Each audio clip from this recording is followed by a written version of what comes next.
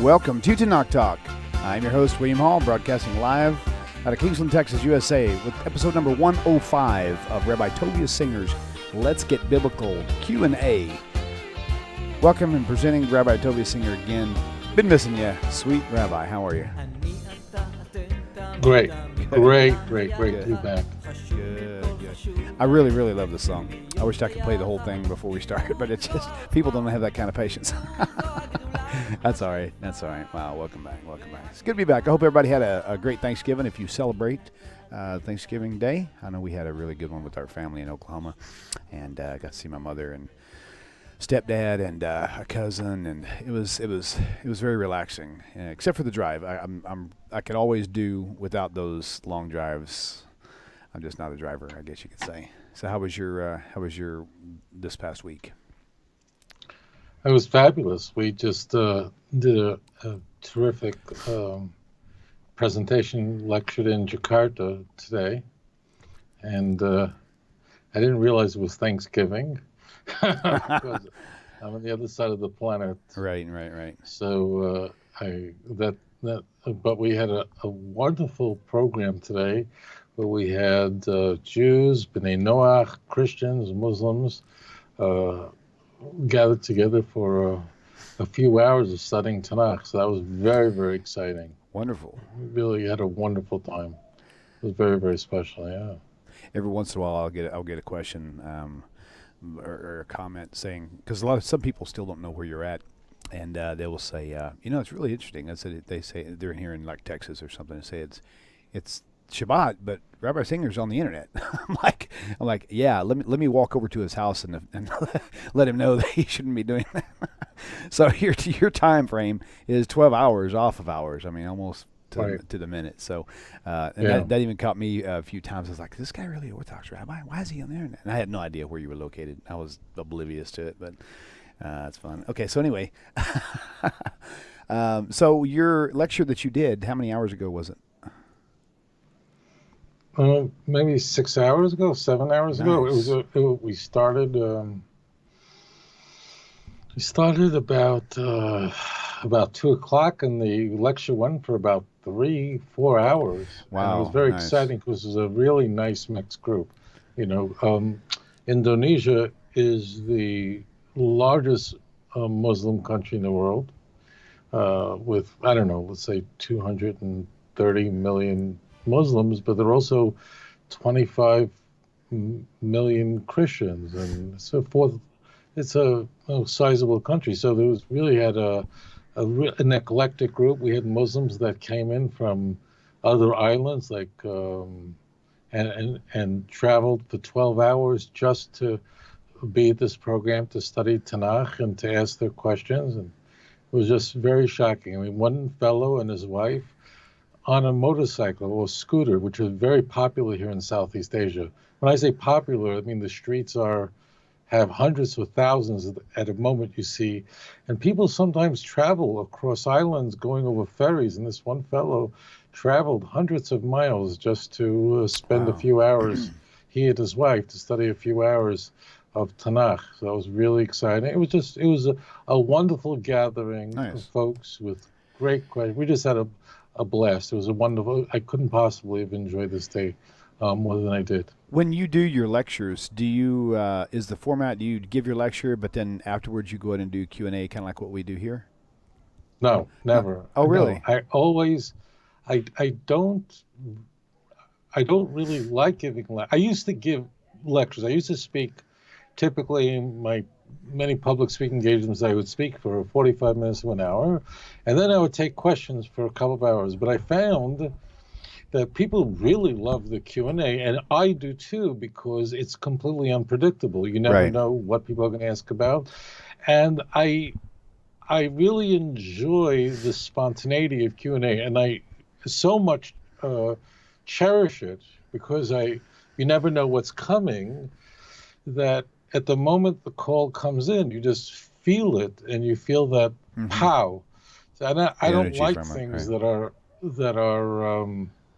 I wouldn't say staged, but things that. Now, I did a very well-known audio series that's on our site because people did have to study Isaiah 53 in great depth.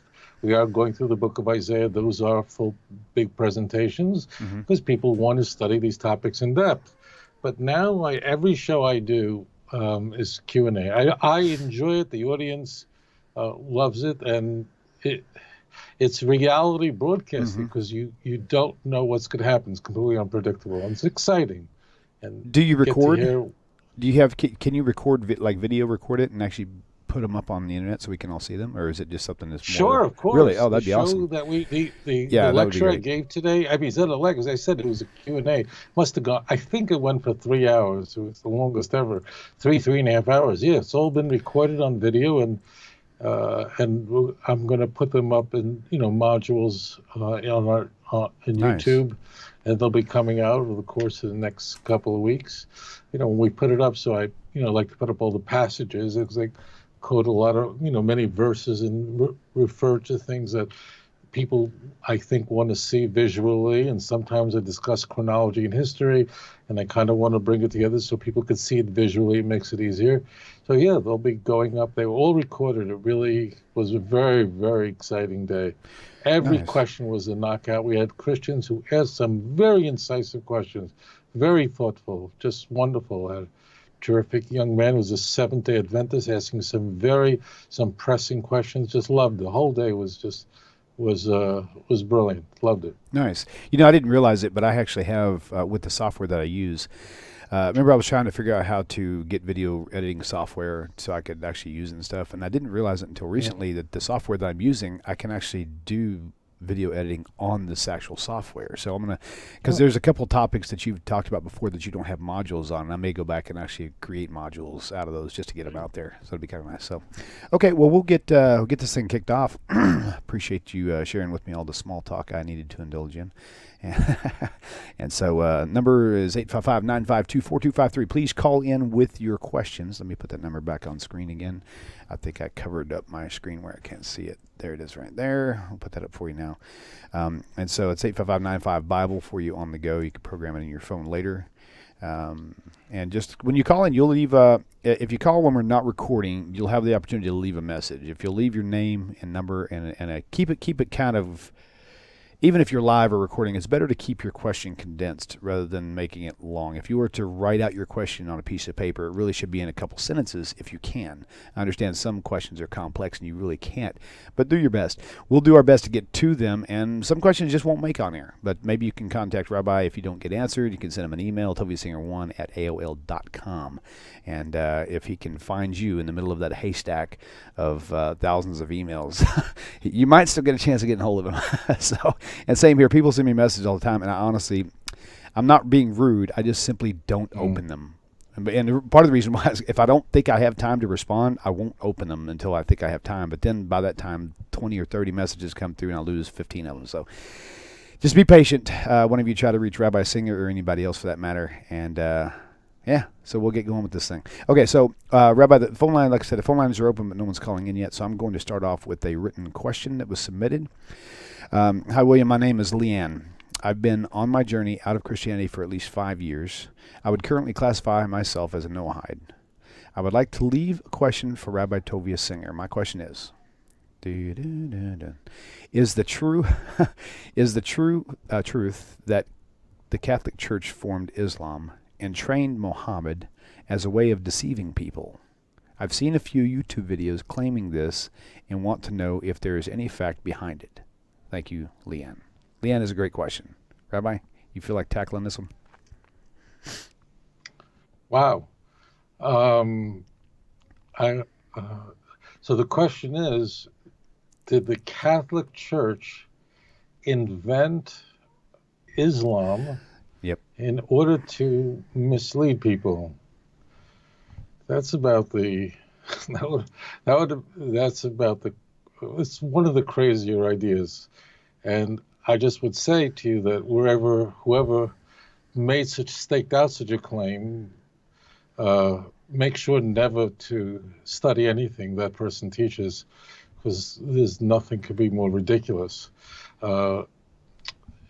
Islam is the Catholic Church's worst nightmare, because the most central text of the Islamic religion, the Quran, it rejects the fundamental tenets of Roman Catholic Church, of all of Christianity. For example, I mean, there's the Roman Catholic Church teaches fundamentally that Jesus was divine. He was the second person of a triune Godhead. The Quran, the Quran contains many different messages and teachings and fundamental principles, but there is nothing that's more important. There's no message that's repeated more frequently than there is no God but the true God. La ilaha illallah. I mean, that's said in so many different ways that it just over and over and over again. Never make that mistake. In fact, the Quran goes so far with regard to the Christianity in the 7th century. There was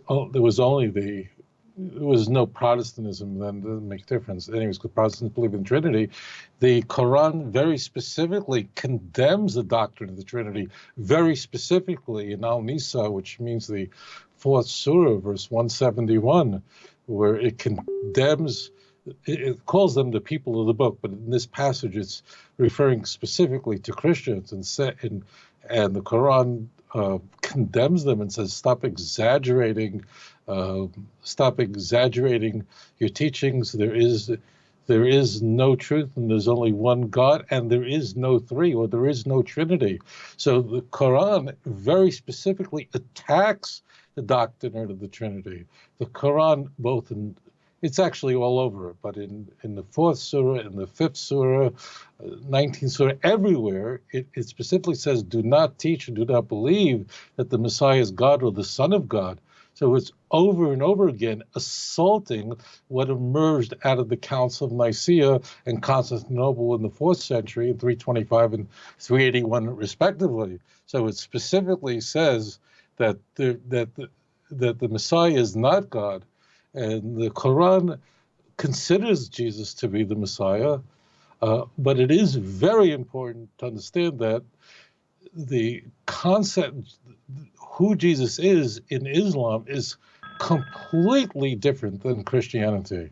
It only superficially appears to be similar because in the Quran he's born of a virgin, of Mary and so on. But aside from that outer sketch, they have nothing to do with each other. In fact, the Quran makes very specifically in the same chapters I discuss, very specifically says that Jesus was not the Son of God, but rather he was only a messenger.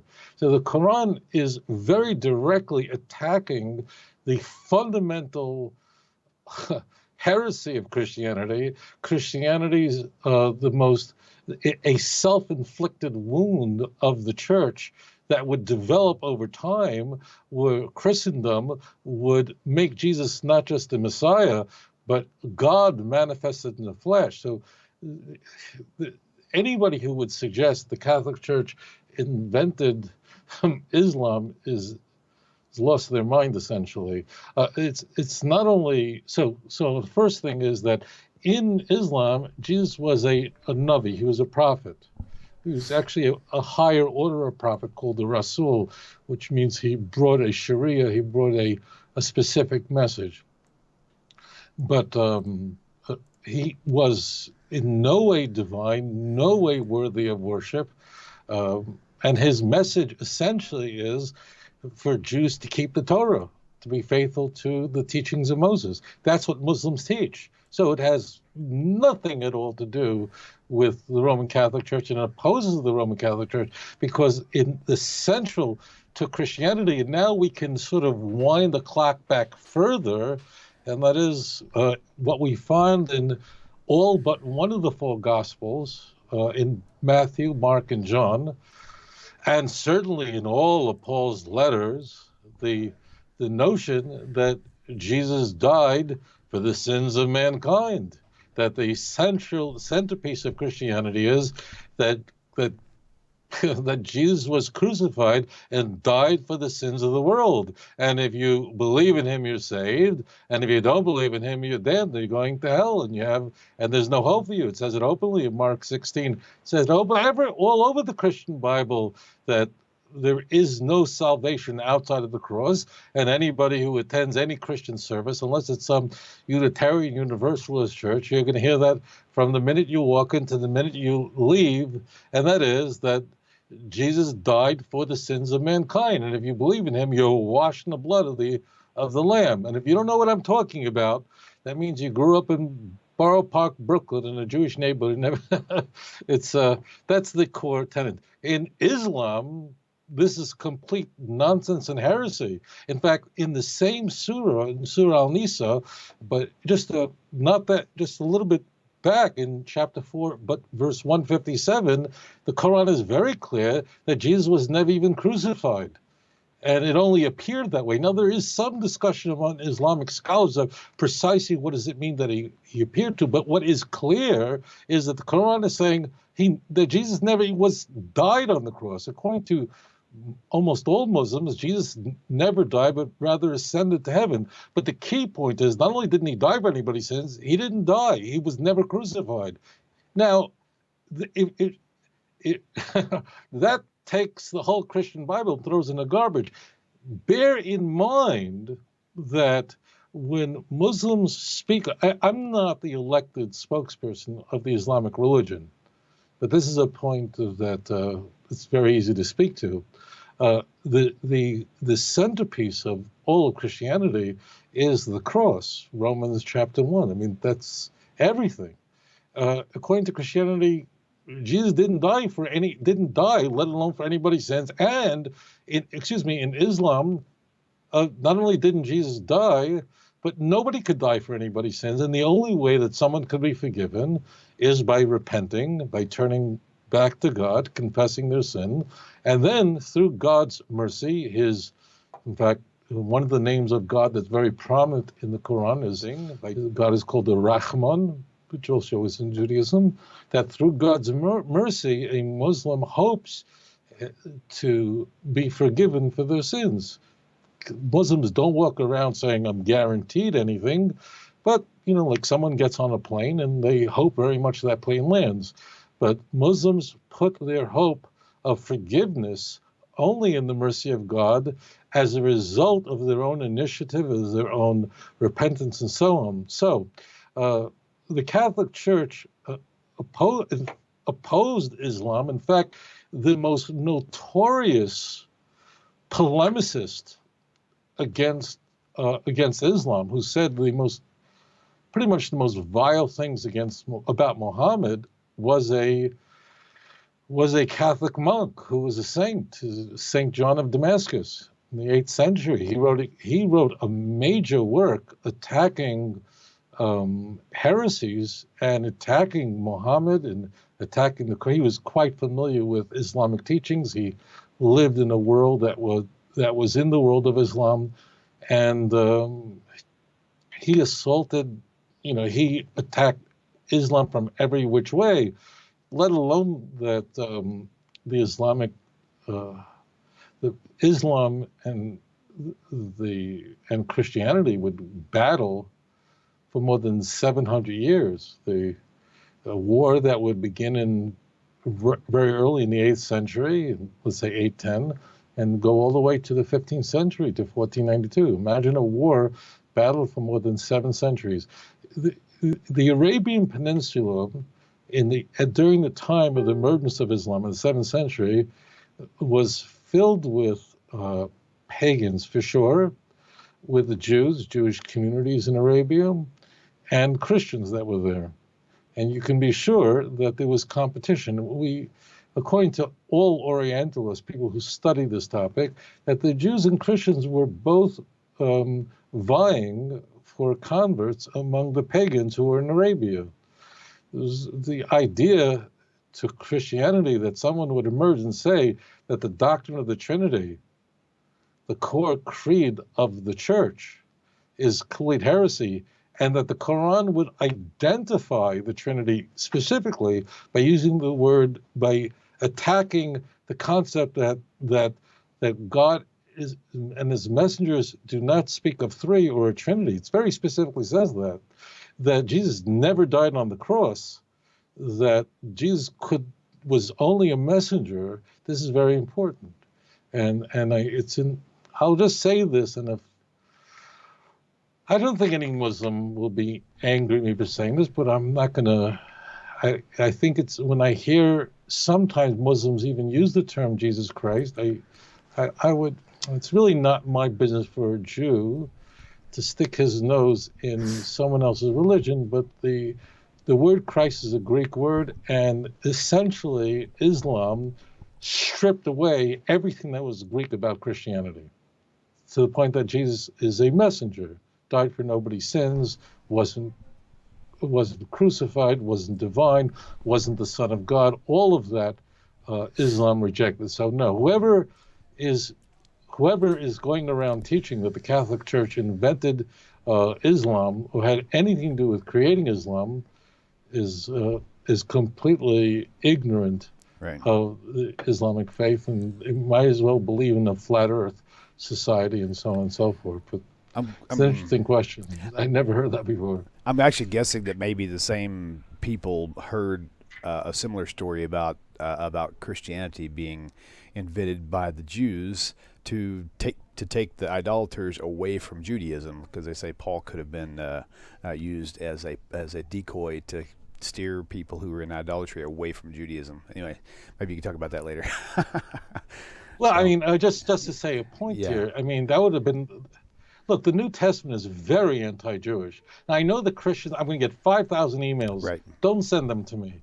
The whole Christian Bible was written by people who really were not interested in making the Jews look good, because the Jews are portrayed as the absolute villains in the Christian Bible, and the culpability of the Romans, and Pontius Pilate in particular, recedes at a very visible spectrum or trajectory, where from Mark to John, Pontius Pilate is being urged by the Jews to crucify Jesus, but he's kind of in on it. By the time we get to John, the Jews are totally and exclusively responsible for it. If we go to texts that didn't make it into the Christian canon, like the Gospel of Peter, Pontius Pilate is completely absolved of any responsibility.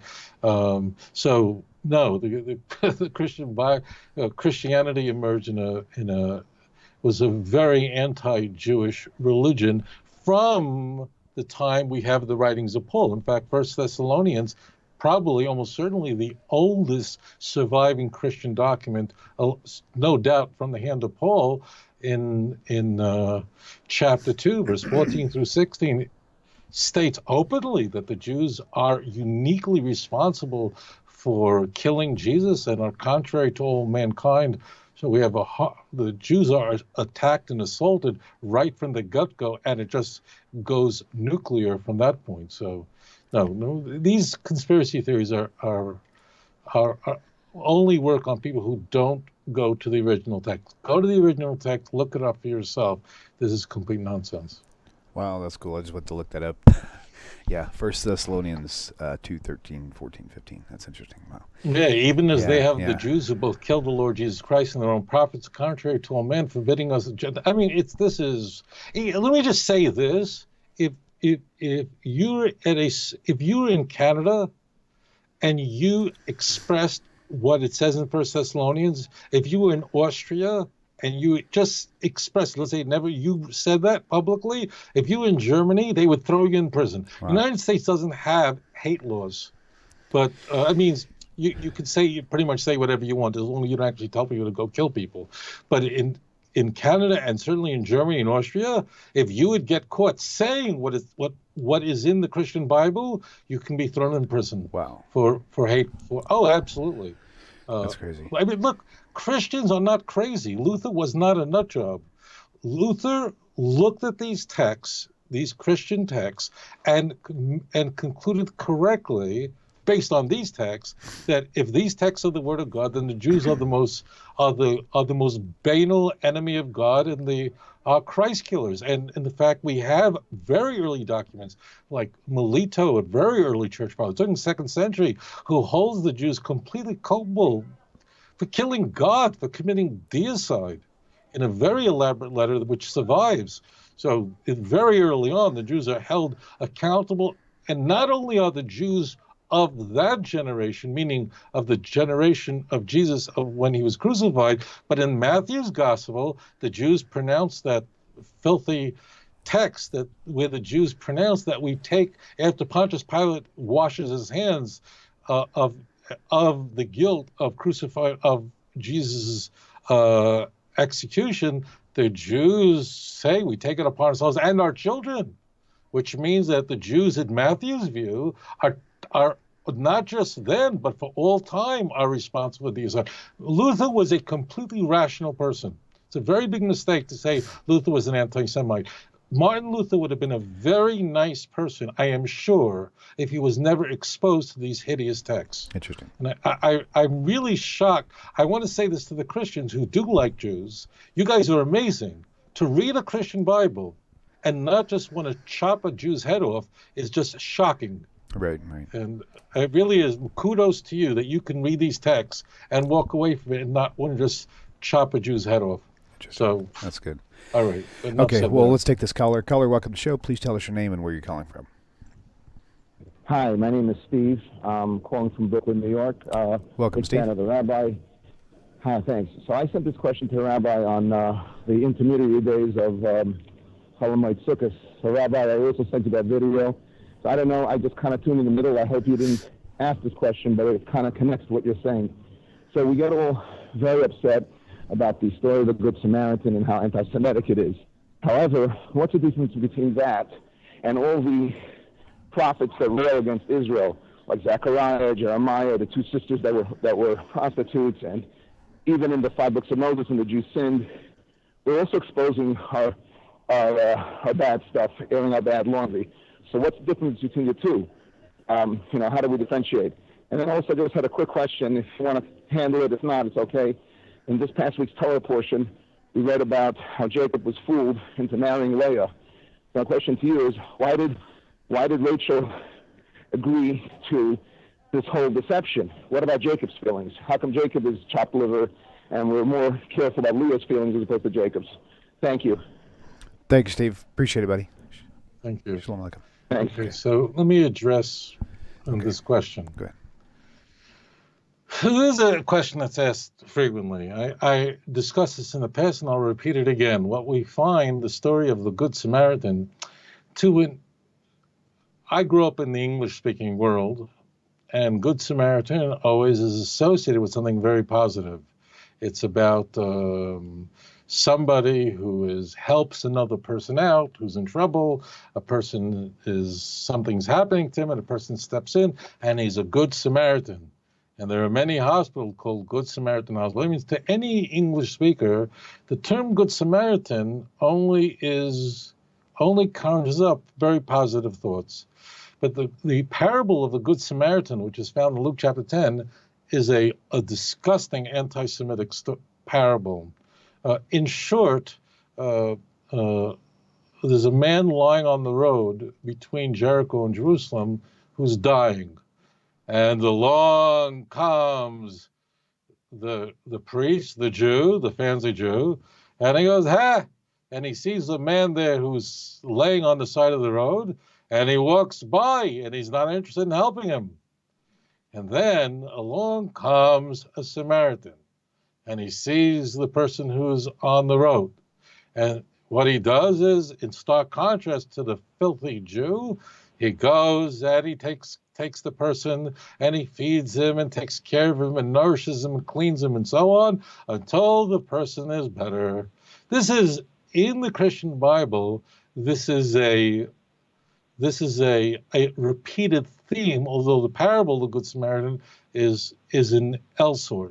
The key point is all the Gospels in particular, more than any other text, are most toxic most anti-Jewish because they tell stories and parables where the characters are very, very well developed. And the storytelling of the Gospels is what grips the Christian imagination. And when you imagine the difference between the hard-hearted Jew, the banal Jew who doesn't care about anybody but himself, and you think of the Samaritan. Now, who's a Samaritan? So most people aren't familiar with who the Samaritans were. You think, the Samaritans are probably good people. Samaritans were our worst enemy. The Samaritans were a disaster from hell. The Samaritans, I'm not going to go into the history because it's well beyond the scope of this show, but the Samaritans were introduced to the land of Israel when the Assyrians carried off the 10 northern tribes in the first temple period. Their policy was to homogenize populations. When the Assyrians would conquer a nation, they wouldn't just subjugate the nation like other nations did, the Romans, but they would carry off the population to another land, and they would bring in another population to replace them. And this ensured that people wouldn't rebel. Why? Because they were in a new land, and they weren't connected to that land. They had no history in that land, and therefore people wouldn't rebel. What happened when the 10 northern tribes were carried off? The Samaritans were brought in. They were brought in from another island, and they wanted to convert to Judaism. Whatever it was, the conversion wasn't accepted. They were the enemies of the Jews. They did everything to fight to make sure the second temple wouldn't be built. It didn't work. They were such enemies of the Jews. At one point, Samaritans went to the temple and they throw bones of dead bodies in the temple to make to render the temple defiled, so Jews couldn't worship there, because they would teach that the true holy place is Mount Gerizim, not Jerusalem. The Samaritans interfered with the Jewish colony. It's beyond the scope, but they were our arch enemies. Now today, this identity has been lost. You would know this only if you really study history. So you'd be very aware that the Samaritans, if we turn the clock back 2,500 years, 2,200 years, the Samaritans were equal to our worst enemy. Much worse than the Romans or the Greeks, because with the Romans and Greeks, really, it generally wasn't it wasn't personal. With the Samaritans, it really was personal, with the exception of Antiochus Epiphanes IV. So the point is, the Samaritans were the arch enemy of the Jews. And to go and contrast the Samaritans, look how beautiful they are, in contrast to the Jew whose heart is hard, believe me, it poisons the mind of so many Christians. Now, I want to get to his question. I wanted to set that up because you have to be clear. Without knowing that, you wouldn't understand this question. So he's asking a very important question. This is what I'm going to address. And I've heard this from many Christians. We have in the Christian Bible all these very, very harsh statements about the Jews. 1 Thessalonians chapter 2, verse 14 through 16. You have all these texts written to churches all over that Paul had created. And they're saying horrible things about the Jews, at the seat of the devil, John 8, and so on. I can go on and on. Believe me, Christians were not crazy when they concluded that the Jews were the enemies of anything that was good. Augustine was completely irrational when he wrote that vile drivel, the city of God, in the early 5th century. But the question he's asking, so what's the difference between that? Because this is sometimes Christians today have to defend the New Testament from the charge of being anti-Semitic. Why? Because today, in the 21st century, anti-Semitism is officially socially unacceptable. And therefore, if the Christian Bible is a anti-Semitic book, it can be the Word of God. It means it belongs in the heap with Mein Kampf and other despicable works. So some Christians will defend it, and I've heard this many times, and it's the kind of argument that at first glance appears to be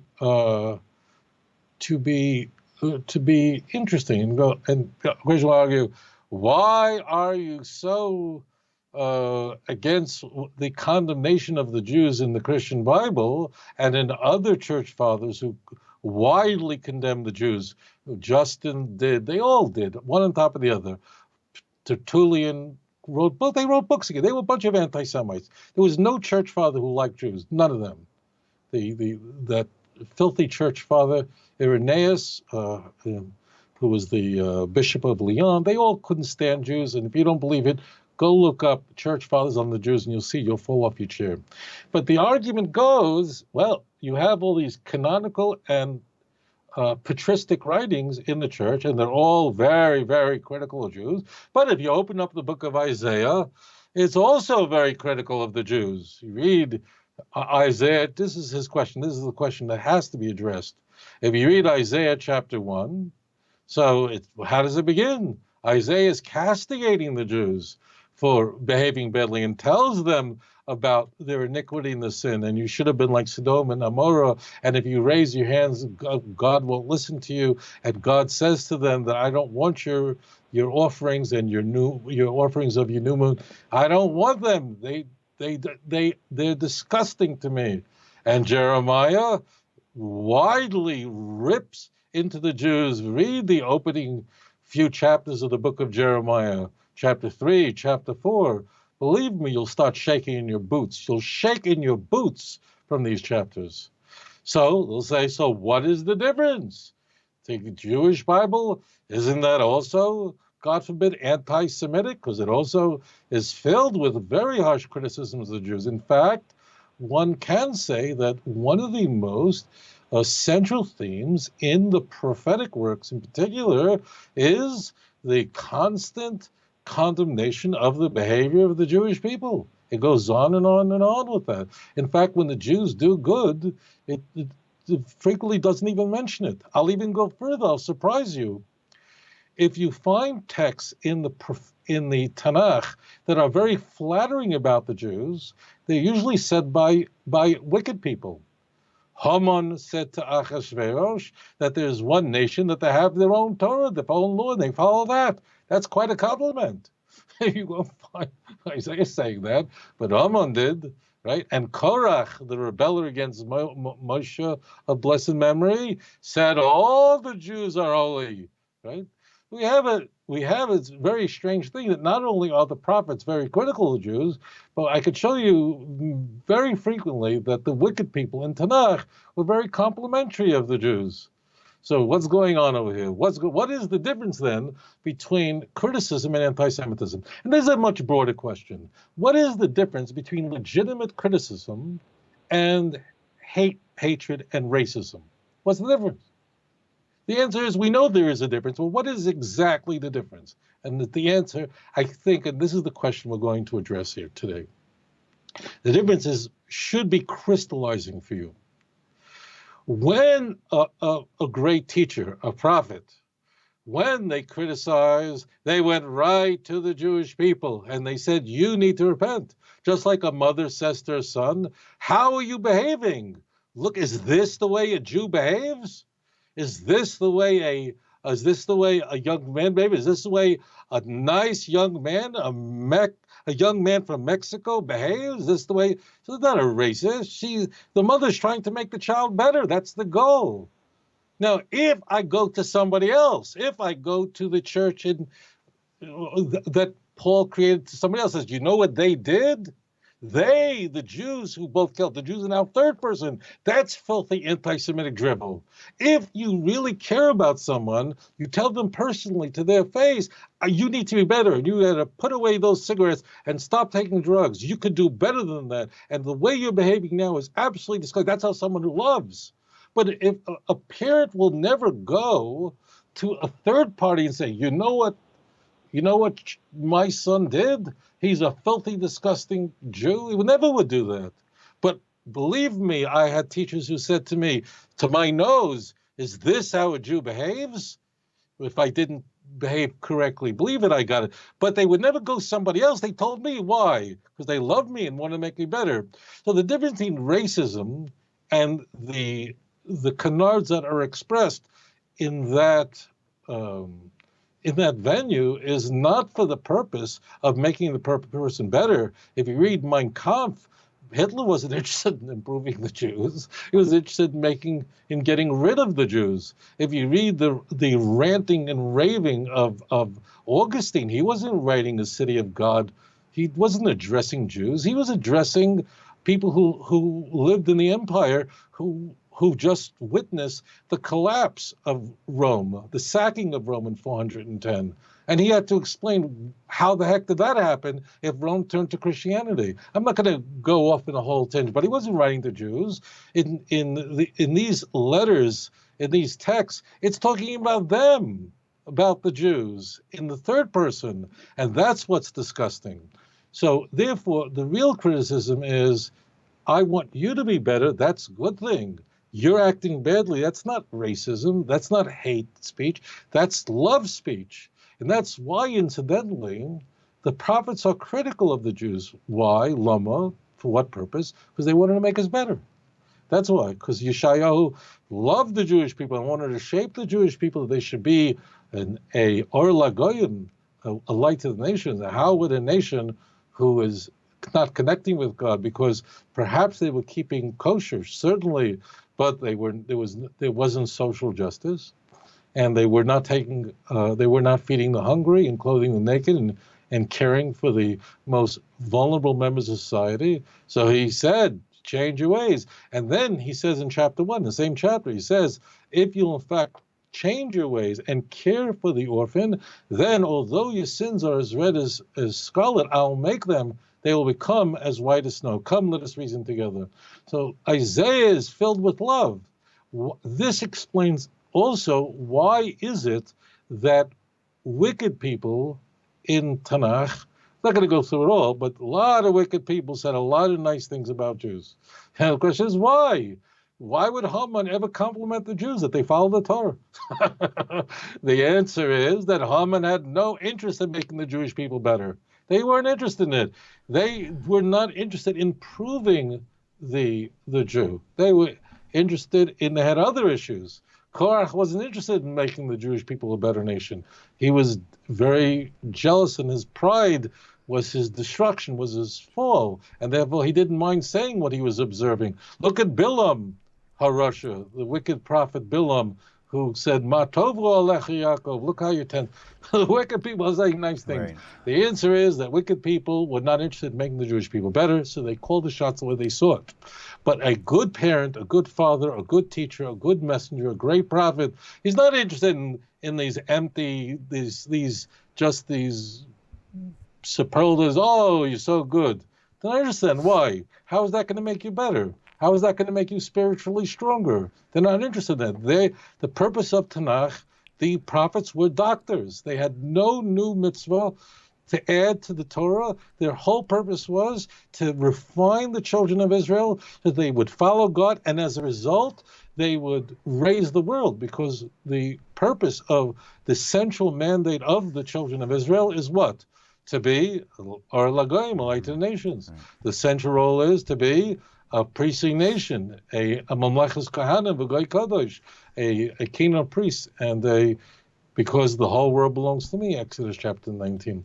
And the whole purpose of the Jew is to raise up the rest of the world. But a nation to carry out such a mandate has to be refined, has to turn back to God. And you don't turn back to God by being told, well, how nice you are, but by pointing out the mistakes you're making so that you improve and become better. And that's the difference between raw, filthy racism and criticism that's designed to make you spiritually healthy. That is a great question. Thank you so much for calling in. Excellent, excellent.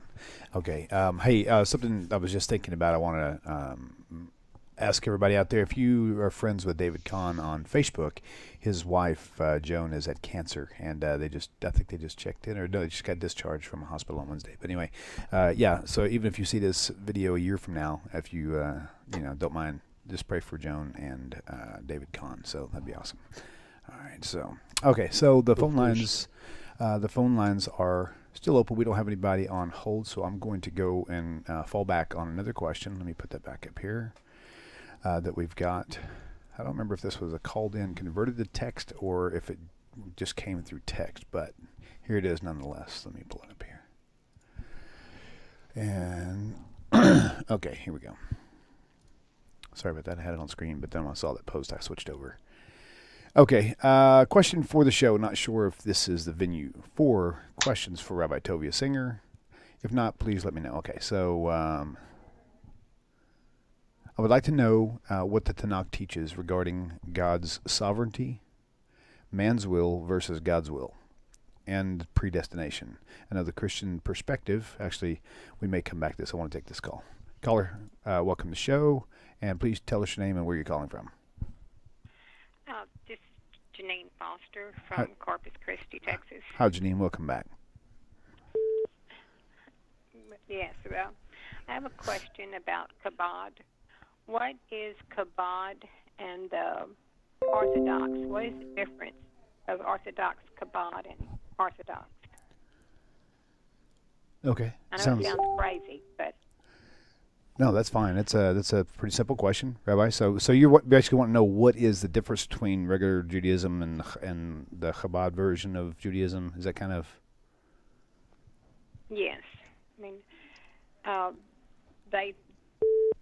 I kind of think they're different than regular Orthodox. Are they or are they not? Okay, great. We'll pass this to Rabbi, and we'll get right on it.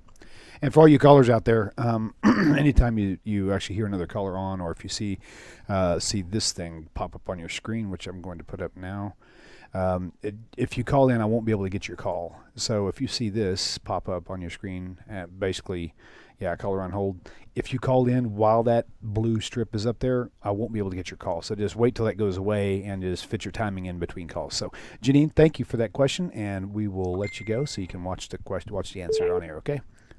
Okay. Shalom. Okay. There we go. Now they're calling in. Okay, caller, sit tight. Do not hang up. It might take 15, 20 minutes. It might take 5 minutes. I don't know. Just sit tight. Don't hang up. We will get to your call.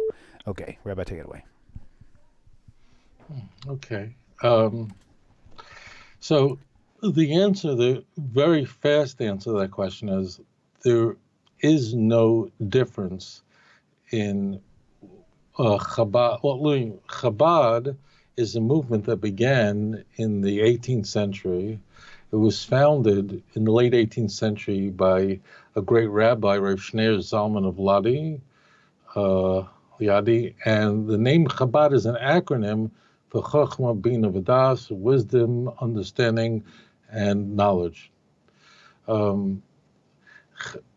So I want to present this properly. So all Jews who identify as Orthodox, and at the time that this Hasidic movement began, that term Orthodox did not exist, believe the same thing. There is no core doctrinal difference between what an Orthodox Jew who's a member of Chabad believes, an Orthodox Jew whose family is Lithuanian. Those are the type of schools that I studied in, going to yeshiva, like the Mir Yeshiva is a Lithuanian school. There's no difference in a Jew who comes from Yemen, and Jews have been living in Yemen since the time of destruction of the first temple. The same thing goes for a Jew from Iraq. Now, there are no Jews left in Iraq, and for the most part, there are no Jews left in Yemen, because unfortunately, Iraq, for all intents and purposes, it's a country that pretty much has been destroyed and shattered by war, and the Jews of Yemen have fled. So there's virtually no Jews left. But for a very long time, Jews lived in these countries, very large communities. We're talking of thousands of years to the time of the prophetic period. And there's no doctrinal difference between what a Jew from Baghdad believes, a Jew from Yemen believes, and a Jew who's a member of the Chabad community believes, which is a Hasidic community. Our fundamental tenets are identical. And you'll go, what does traditional Judaism believe? So the most well-known summary of Judaism's fundamental teachings are summarized by Maimonides, who's one of the greatest rabbis in Jewish history. Maimonides who lived in the 12th century. He was born in Spain, and he passed away in Egypt. He's buried today in Tiberias. And Maimonides codified 13 principles of faith, or the Shloisha Esrei Ikrei Ha'amuna, the 13 fundamentals of faith, mean the same thing, are most well known. And any person who denies any of those principles is a heretic and is not an observant Jew, or is ignorant. And in that case, God, doesn't always hold people accountable. They don't know any better. But every believing Jew must believe in those principles, that there is one God, that there is no God besides Hashem, there's no oneness like Hashem, there's no existence outside Hashem, that the Torah of Moshe Rabbeinu is supreme, it's perfect, that Moses is the chief of all prophets, continuing on to the end of days, the belief in the coming of Mashiach, and the belief in the resurrection of the dead. So all Jews who identify as Orthodox must believe that, must believe those principles. However, in the 18th century, there emerged in Eastern Europe and in Russia and other parts, not Western Europe, a Hasidic community that emphasized certain aspects of Judaism. No one was inventing anything new. The Hasidic community, which Chabad is a part of, was simply, I'm overgeneralizing it, but I want to make this easy. It was simply emphasizing joy and rejoicing in Judaism. And it was an extremely popular movement because there were many Jews who were not great scholars and intellectual giants who wanted to connect to their faith, but as it turned out at the time, the 18th century, the time that saw the great giants of scholarship emerging, but the plain milkman and the simple, this emerged, this movement that did not create anything new. That's what's important, but would emphasize aspects of Judaism, of its joy, of studying its mysticism, and so on, and its great teachings. But there is nothing new. Any movement that introduces a new commandment is complete heresy. Any movement that denies any of these fundamental teachings, but they might emphasize certain aspects. There are some traditions and customs that are slightly different and so on. So that's the plain thing. And there have been 7 Hasidic masters that emerged from Chabad. The last is the most famous, the famed Lubavitcher Rebbe, Rabbi Menachem Mendel Schneerson, who I had the opportunity to meet on many occasions. He was an extraordinary man of God, and he became the 7th Rebbe in, I think it was 1951. And he was a giant in scholarship and knowledge, and it can be said, during a difficult time in the 20th century, mid-20th, late 20th century, when knowledge of Torah, and this is after the Holocaust, when there was a decline, he really was one of the giants who revived the observance and commitment to the Torah, and he was a very special human being. Now, I know I'm going to have 500 emails if I don't mention this. I usually don't mind the 500, but I'll say it now. When he was alive, many of his followers thought that he might be the Messiah. Some of them were convinced that he was the Messiah, and they were waiting for him to announce it. He never said that he was the Messiah, but people felt, and I am not a member of that Hasidic sect, but he was the kind of person that everybody loved. So there were people who felt that if you look at what kind of personality does the Mashiach have, it seemed like this is the kind of person who has those characters. Not that he is, but he looks like he might be. And if he isn't, then someone who has that kind of character, who spreads the knowledge of Hashem and so on. But some people, I think, became more obsessed, which can happen with such a great person, become obsessed with the messenger rather than the message. And that did happen. And some people said he absolutely is the Messiah. And in fact, when he became ill later on, he had a stroke, and it seemed like there was no way he would recover. They said he would recover, and then he would proclaim as the Messiah, miraculously recover, and then he died. And then some of his followers then said, well, surely he's going to resurrect. So there is that aspect of it that was controversial. I think it's personally, I think it's really unfortunate.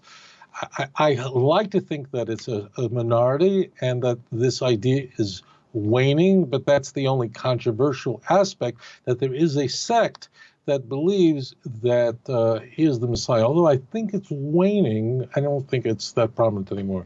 But he was certainly one of the greatest people I had ever met in my life. And I had the opportunity to meet with him many times, and he was a great teacher. But there is no doctrinal difference between Chabad and any other Orthodox group.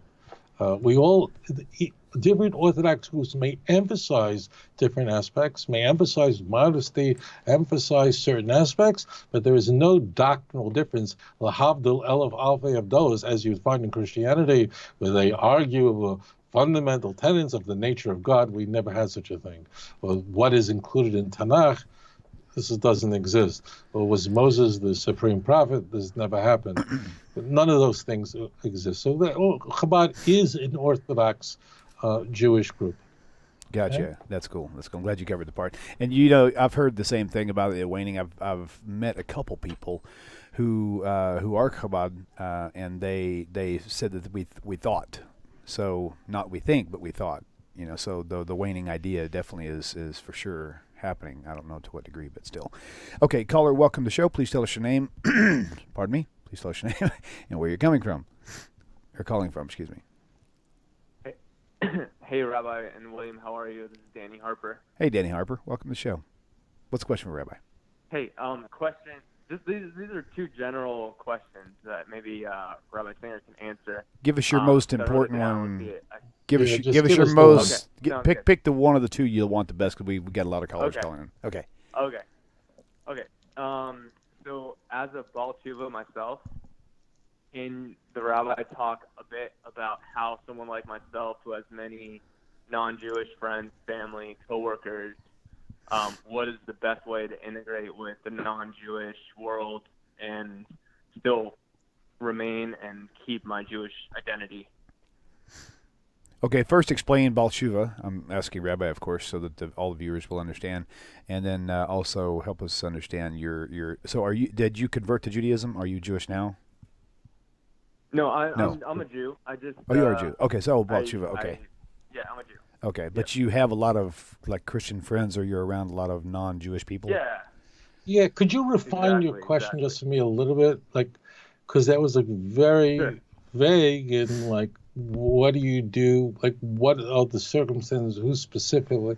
Just because I don't want to get really broad. It will be easier to narrow it down. Yeah. Yeah. Would you do that for me? Okay.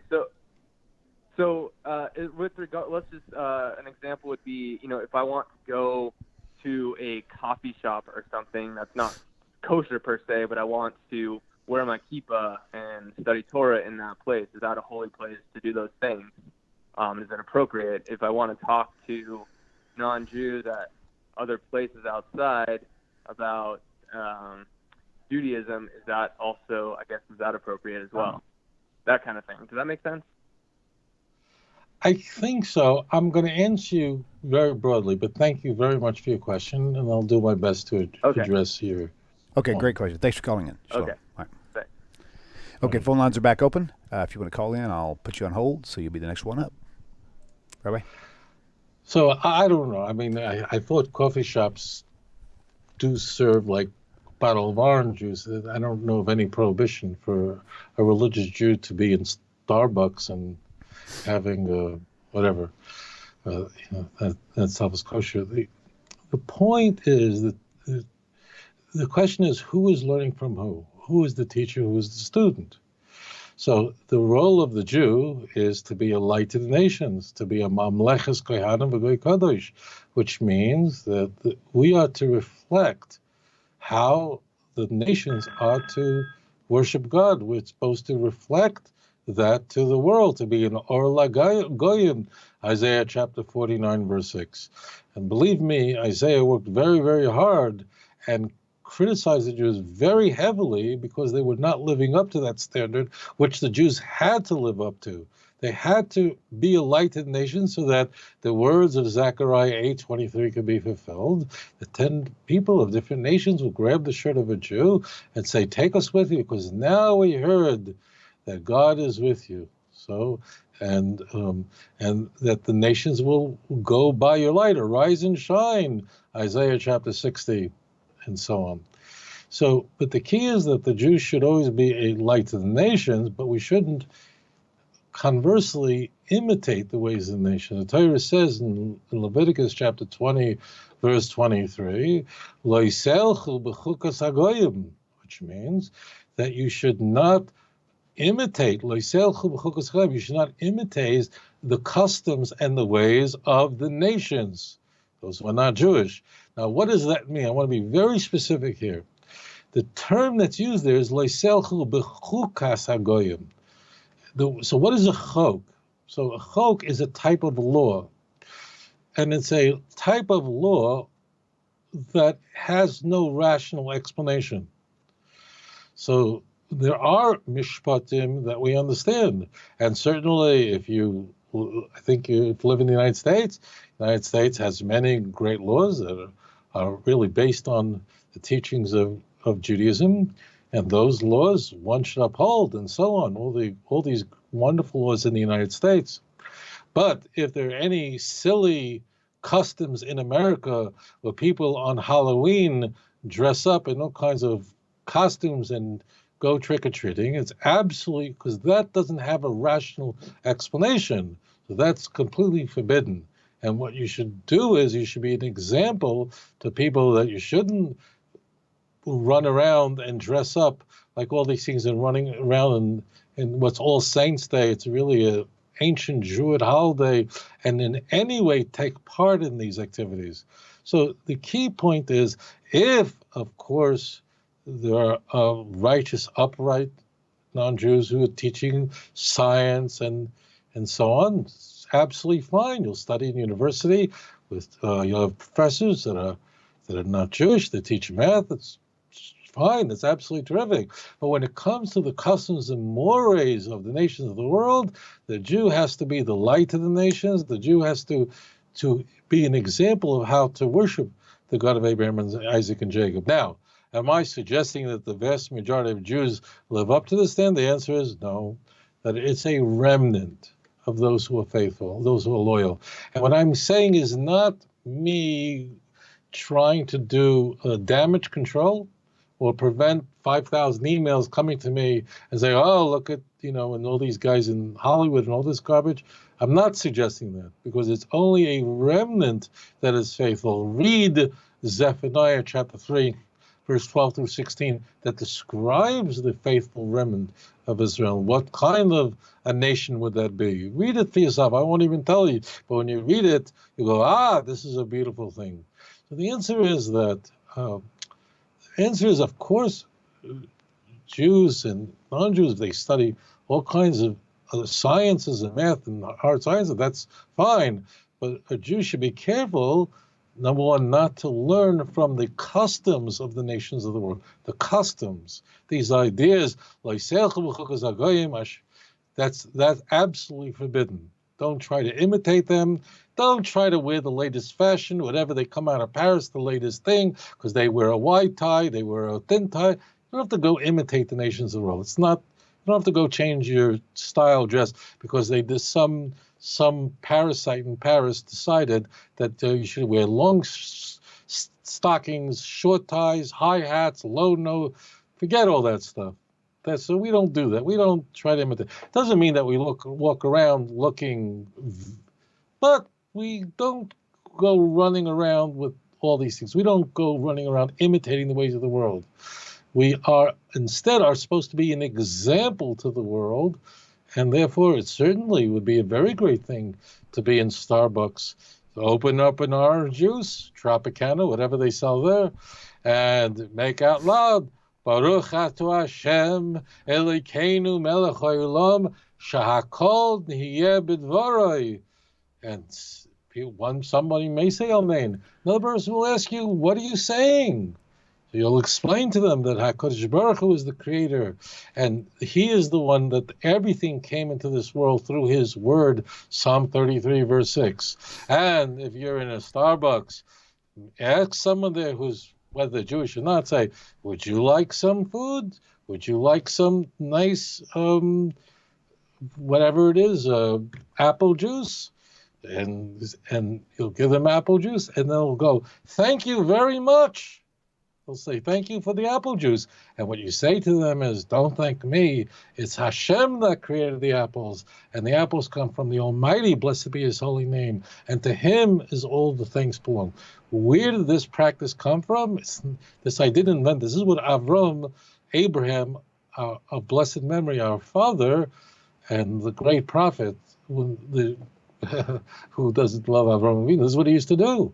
He used to invite strangers to his home and perform acts of kindliness. And then when people would thank him for his acts of kindness, he said, don't thank me.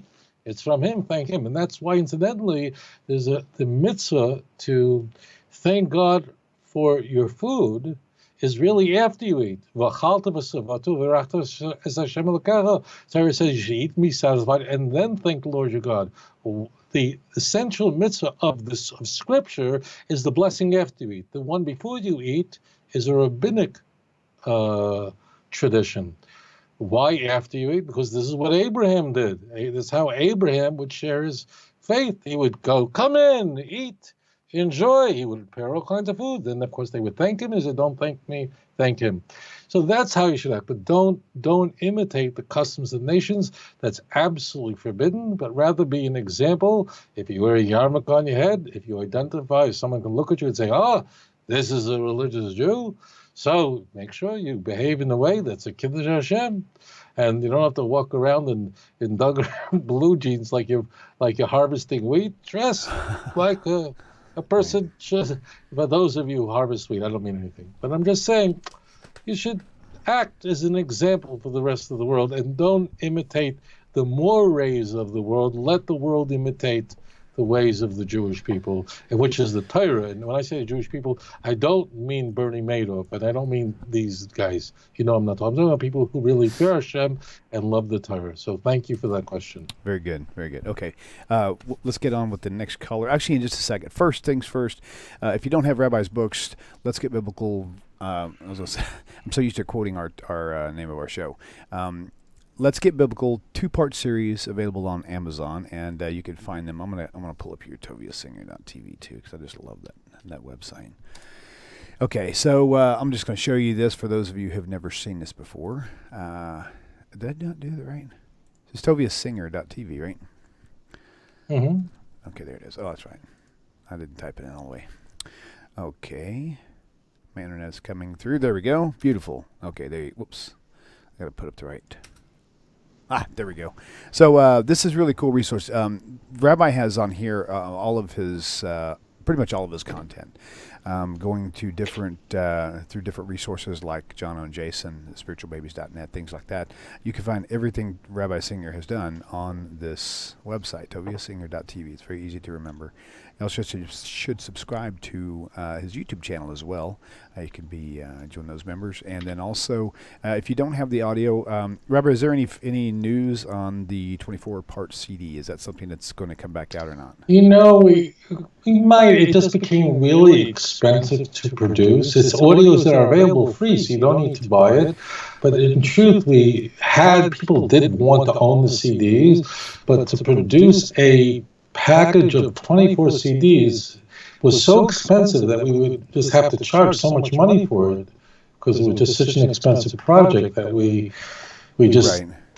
I just couldn't bring myself to engage in that. It would also meant putting out a lot of money that we would have to produce them like 1,000 at a time. Right. And it was enormously expensive. So download for free if you believe in the work that would.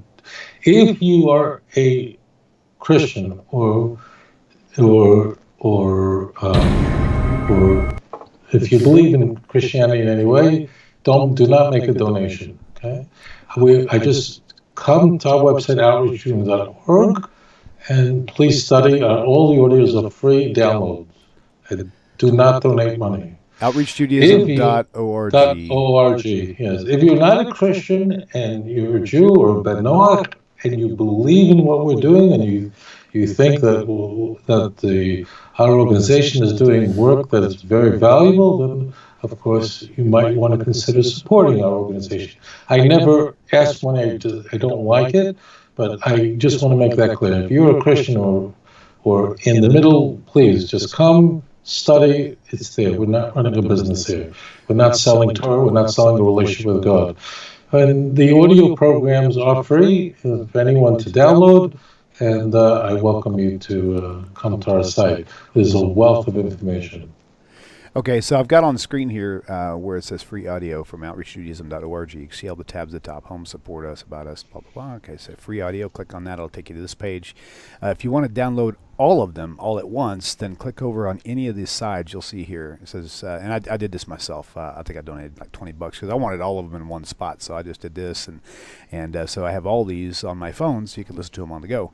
But each one of these have a title that correlates directly with this 2-volume book set. So if you don't have any of the audio, but you do have the book set, I strongly urge you that when you read this book, open up your YouTube, go here, and find the matching title and play this either before or after you read each section, because it's additional information. It's not an audio book of the book itself. This is completely different information that he highlights on the same topics and on the same verses that he mentioned. So if you have never done it before, you're completely missing out.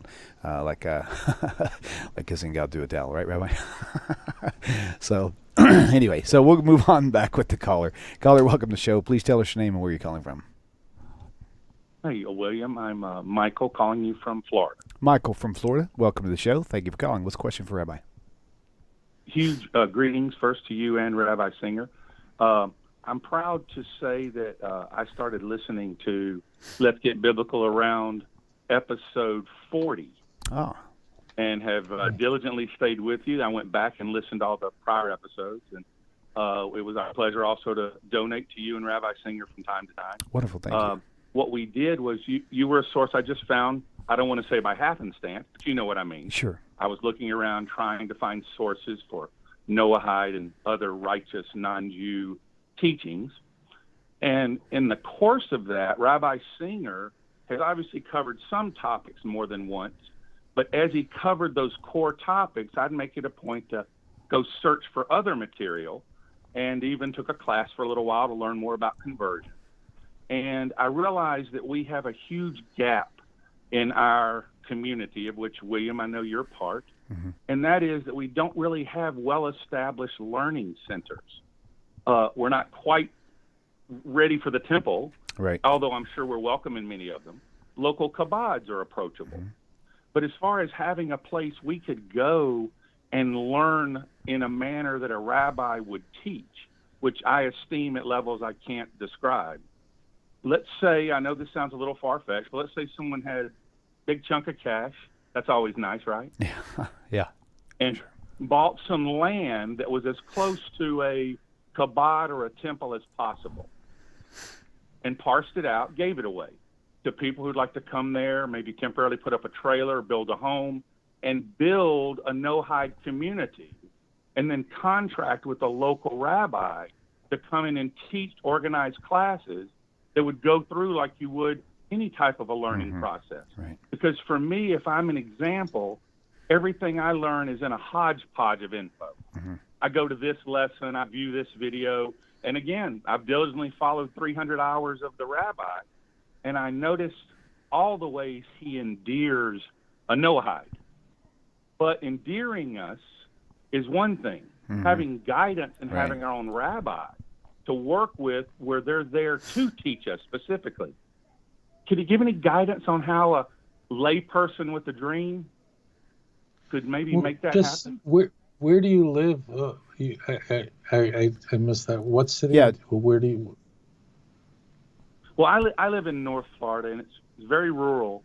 And while I do, I may be overstating, but while I do have the means to relocate into a Jewish community down South Florida, really this area of our state has such deep needs. Rural North Florida, the poverty, the sexual exploitation. I could just go on and on. The work I'm in is prevention media. So although I may not be the perfect example to go to the community I'm describing, I could always buy a house there and commute, kind of a thing. I just want to have a source to go to other than online where I can learn to either move toward conversion, satisfy the needs of being a righteous non-Jew with myself and my family. Forgive me, I'm preaching now.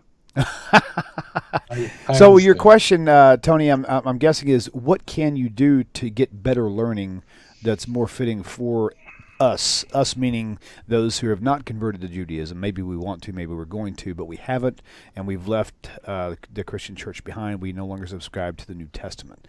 So your question is, what's the best thing that we can do for getting a consistent, like, thorough teaching that's dedicated to the Noahide? I understand this question. Well, and one small addition. Okay. I read recently that the Rambam said that before the Messianic era exploded, that the righteous non-Jew, the ger and the gates, would be a prominent fixture. Well, we need it, and I want to be part of it, and I want to help expand it and promote it, and most importantly, I want to learn from a rabbi what we're supposed to do. Cool. Tony, thank you, man. Guys. I appreciate it. Take care. That has been coming up a lot. People saying the Noahides left out. The ones who are not no converts or not Jewish, we're left out. We're left to look over the street corner to try to find some information that we can like absorb. No one's actually teaching us directly. There's no rabbis that are willing to actually take on teaching the Noahide, or the one who is not a convert. People don't like that term, Noahide. A lot of them don't, but the ger. So what do you do, Rabbi? Yeah. So let me talk about Florida for a moment. Yeah. I remember many years ago that I did a series of lectures in South Florida, in the greater Miami, Fort Lauderdale, and Hollywood, that whole area. And then I had some lectures in northern Florida, in the Panhandle, and I thought to myself, and in Jacksonville, which is, I think we're Interstate 10 and 95. So I thought to myself, well, it would take longer to fly, because by the time you have to get the airport early, and then you have to thing, and then you get on a plane. What's the point? It's only a few hundred miles. Drive up Florida and do your lectures there. And I was really shocked as a New Yorker to see southern Florida, which has something in the order of like 1.5 million Jews, and a very, very large Orthodox community, in whether it's Hollywood and Miami and all these areas. I mean, just Fort Lauderdale, huge centers of Torah study, and many, some of the most gifted rabbis, teachers in Southern Florida. And frankly, when I drove north and I passed, you go up, passing Orlando, I don't remember all the names of these cities, and you go up there, and in Pensacola, it's like not another state, it's like another country. I don't even know how they both share the same Florida. It's a whole complete different world. In fact, in the northern Florida, they talk with a real southern accent. In the south, they all sound like they're from Brooklyn. So I want to tell you really what a person should do. The Torah, after all, is Mayim Chaim. It's the living water. It's not, the Torah is the fountain of the living water. Judaism is not a broken cistern that can hold no water. Now, of course, there are some people who have a lot of wealth and so on. They can start a whole community, but 99% of people can't do such a thing, and it's a very lengthy process. So I would ask you the question. I say it to you, love. I don't just. It seems obvious to me that if I lived in a place that, although northern Florida has plenty of water, physical water, northern Florida doesn't really have a lot of spiritual water.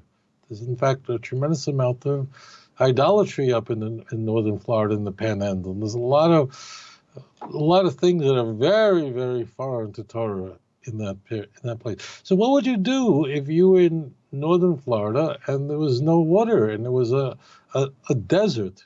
You would say, this is not, let's go to a place where there's water, where we can drink. And you wouldn't people wouldn't live in the Mojave Desert and wouldn't live in the Sahara. People would say, let me move to a place where there is water. So in the same way, you are very fortunate today as a person who loves the God of Abraham, Isaac, and Jacob, that you have access to such a wealth of information that you can go on YouTube and watch many very gifted rabbis teaching Torah, and that was never accessible. I don't have to tell you, this is a phenomenon. It's amazing. People could, and not only that, you can go and in the old days, 30 years ago, if you weren't completely conversant in Hebrew and you weren't a student in the yeshiva, there was almost nothing accessible, almost nothing was available to you. And if you didn't master our sacred texts in the original biblical Hebrew and the writings of the great Summa commentators, you had very little. There was almost almost nothing available. But today, because there is a tremendous movement of repentance, of tshuva, of turning back to the God of Abraham, Isaac, and Jacob, both among Jews, and also an inordinate number of people who, to the best of their knowledge, are not Jewish, who are becoming B'nai Noach, which means that they are embracing the faith of Judaism without converting to Judaism. So there is today the largest Jewish publisher in the world, as an example, is ArtScroll. I show you, I don't get a commission. What they do, they have so many scholars that they've hired, and their books, which are packed with a translation, not just of the text that we always had, meaning of Tanakh, but of the super commentaries. And the super commentaries, they, frankly, if you take like Rashi and the great medieval commentators of the Ibn Ezra and the Radak and all these giants of the past, even if you understood Hebrew, you probably would be lost in what they were saying, because they were essentially writing in a very terse, in a scholarly way, where they presuppose that you knew an enormous amount of information. Maimonides is quite exceptional.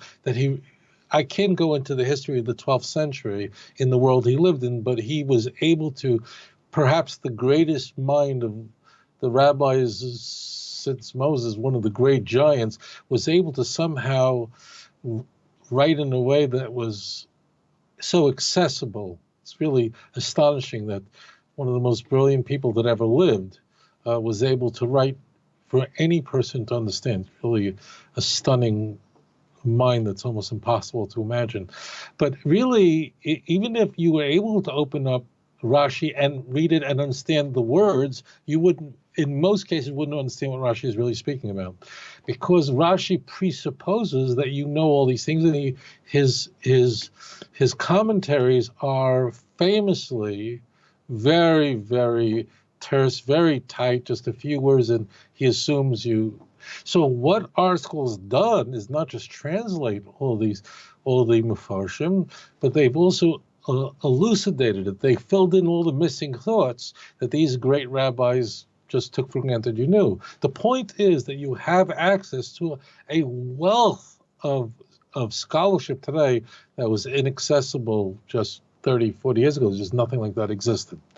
But I won't mislead you, and that is that it's best for someone, I think you raised a very valid point, but it's best for someone who is following the Jewish faith, whether as someone who converts to Judaism, which means that they're actually joining the nation of Israel, or they are embracing Judaism as a faith but not converting to Judaism as a Ger Tzedek.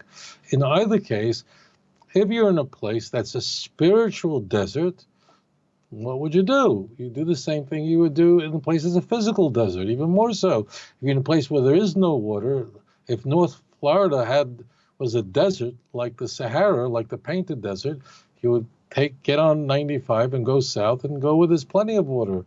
So in truth, really the best thing is to go, whether you can go to South Florida, you can go to Memphis, Tennessee, Atlanta, Georgia, certainly north, come to the land of Israel.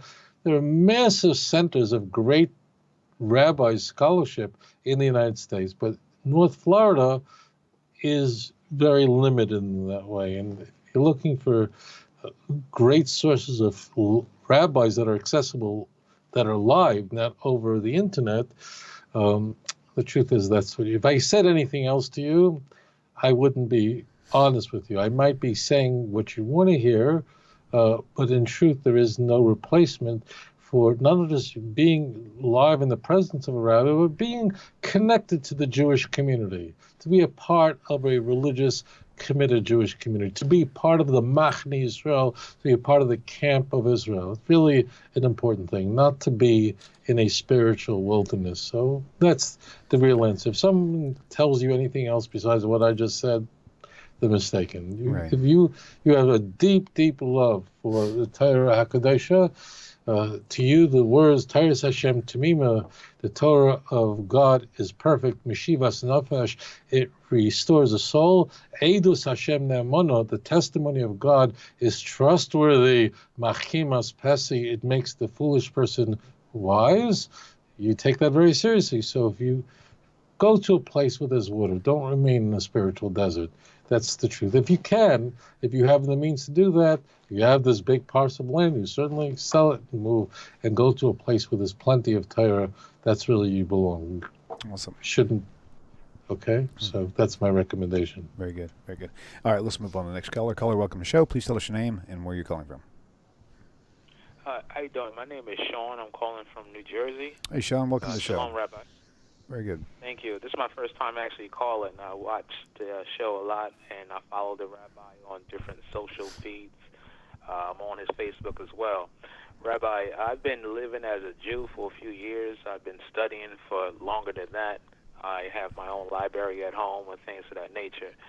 But I am a young man, person of color, and I've been trying to convert to Judaism for quite some time. But I have not found a welcoming situation for me. I've been kind of given the cold shoulder for many years. Then I don't really know what direction to go. My studies like I said, I've been studying for quite some time. It's just the conversion. I've been having trouble finding someone that would be accepting to someone like myself. And I've been in a few situations where, let's just say, that was unethical, which made me not, return to the synagogues and things of that nature. So I'm in between just in a situation where I really feel bad, because sometimes it does break your faith a little bit, you know what I mean? Spirituality starts to go down, but I have belief in Hashem, and I try to just keep the faith, and hopefully some doors will open up for me, one day, so I can go, convert to Judaism, so to make it official. But I live my life as a Jew. I keep kosher. I keep Sabbath. I study pretty much 3 to 4 days a week. I don't watch TV. I'm a very humble individual. I just want to finalize the lifestyle that I live. Stay on the phone just for a minute, my friend. Rabbi, and I'm asking also the caller too, Sean.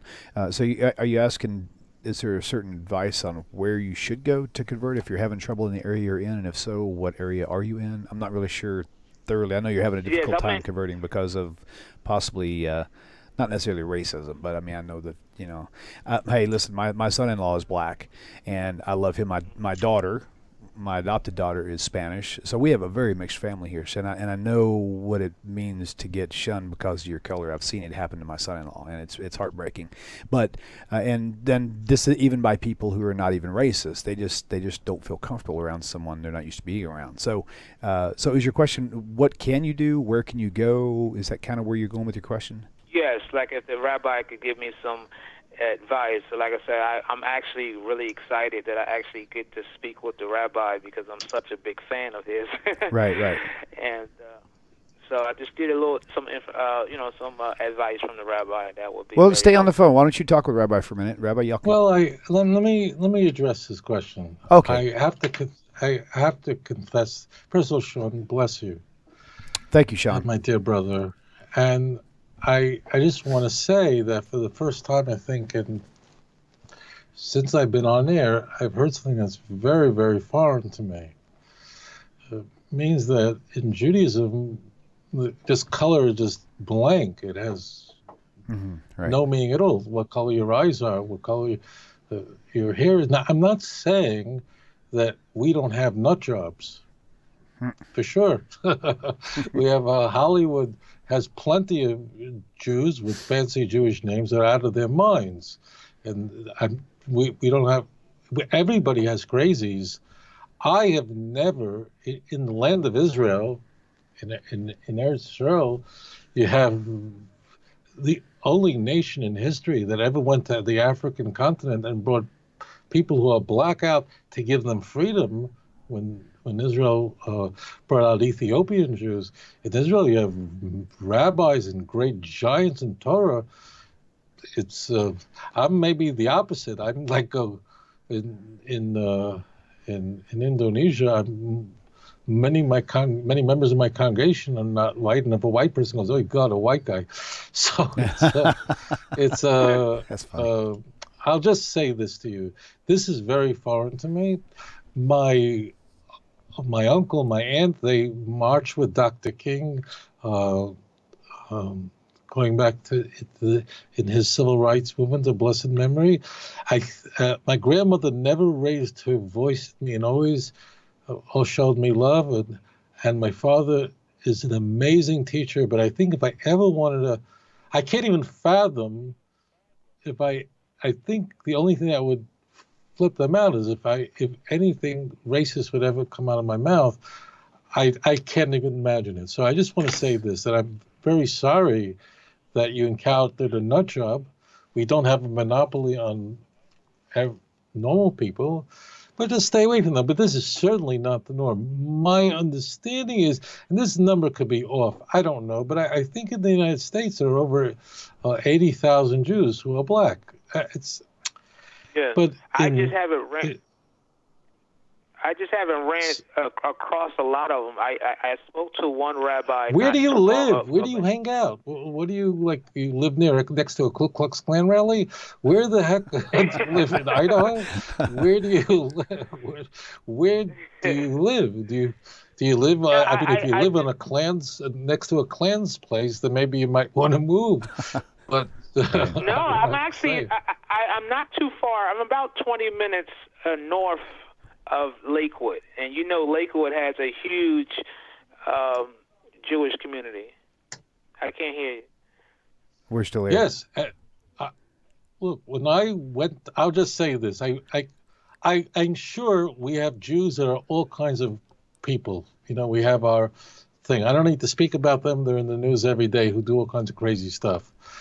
But in Lakewood, they have many rabbis who are black there. When I went to Yeshiva in the Mir, one of my chavrusas, one of my study partners was black, and his brother was there, and it was just a zero, just a blank.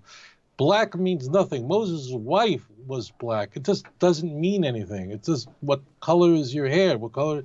My congregation in Indonesia, the majority of them are not Caucasian.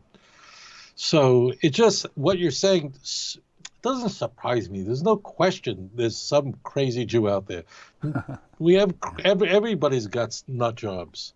But frankly, it's just unfortunate you would meet someone like that. If you're 20 minutes north of Lakewood, so Lakewood's like what, exit like 90 something on the Garden State Parkway? I'm actually What's that? I'm 102 on the Parkway. You're 102, so you're right in between there.